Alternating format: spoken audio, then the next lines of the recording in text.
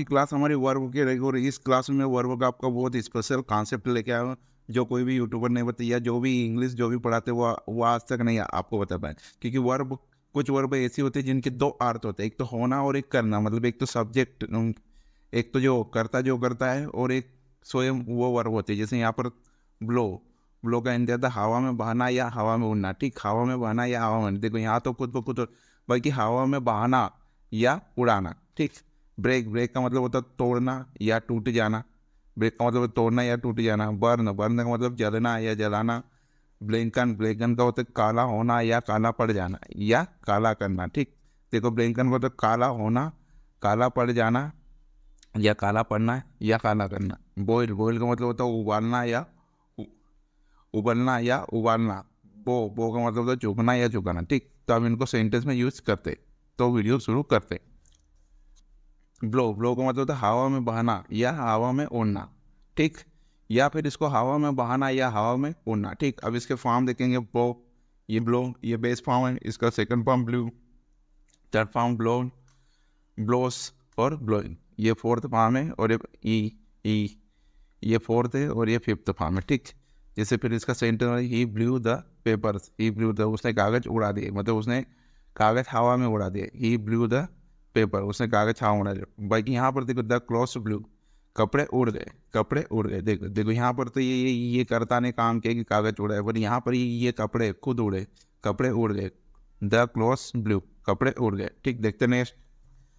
Break, break का मतलब होता है तोड़ना या टूट जाना। देखो ब्रेक का मतलब होता है तोड़ना, या तो कोई करता तोड़ेगा या फिर खुद ब खुद भी टूट जाएगा ब्रेक।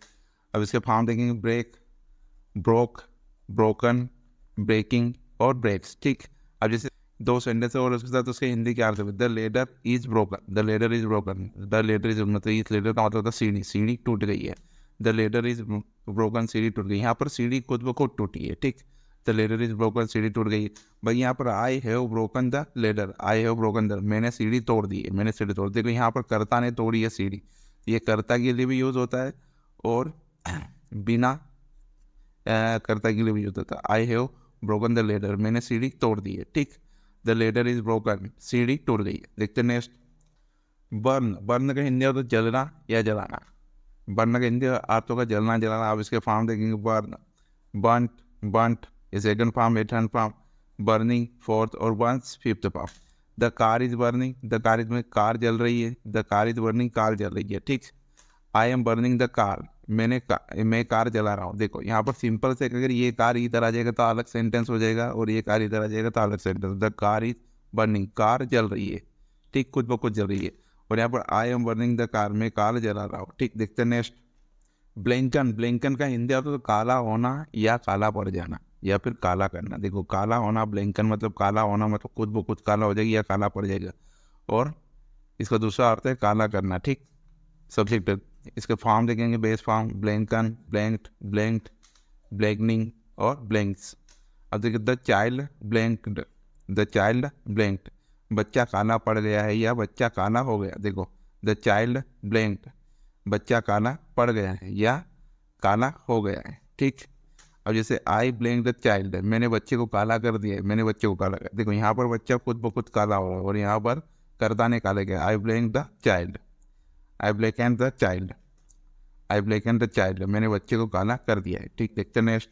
बॉयल, बॉयल का मतलब होता है उबालना, सॉरी उबलना या उबालना। बॉयल, उबलना या उबालना। अब इसके फॉर्म देखें boil, boiled, boiled, boiling, boils. ठीक, the eggs are boiling, the eggs are boiling, अंडे उबल रहे हैं। ठीक, अंडे उबल रहे हैं। और I am boiling the eggs, I am, मैं अंडे उबाल रहा हूँ। ठीक, द एग्स आर बॉइलिंग, अंडे उबल रहे हैं।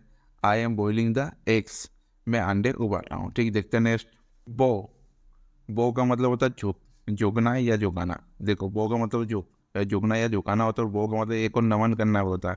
तो बो इसका बोट, बोट, बोइंग और बॉस। ठीक, ही बो टू द गॉड, ही बो टू द गॉड, वो भगवान को नमन करता है, भगवान को प्रणाम करता है। He bows, he bows to the god, और भगवान को नमन करते हैं, भगवान को प्रणाम करता है। बाकी यहाँ पर he bows is enemy, he bows वो अपने दुश्मनों को झुकाता। देखो झुकाना मतलब, ये झुकाना मतलब दुश्मनों के सेंस में ही आएगा, बल्कि दूसरे सेंस में सिर्फ झुकना हिंदी आरती है। बाकी इनेमिस के सेंस में ही झुकाना है, ही वॉस इज इनेमिस, उसने वो अपने शत्रुओं को झुकाता है, वो अपने शत्रु को झुकाता है। ठीक, देखते नेक्स्ट।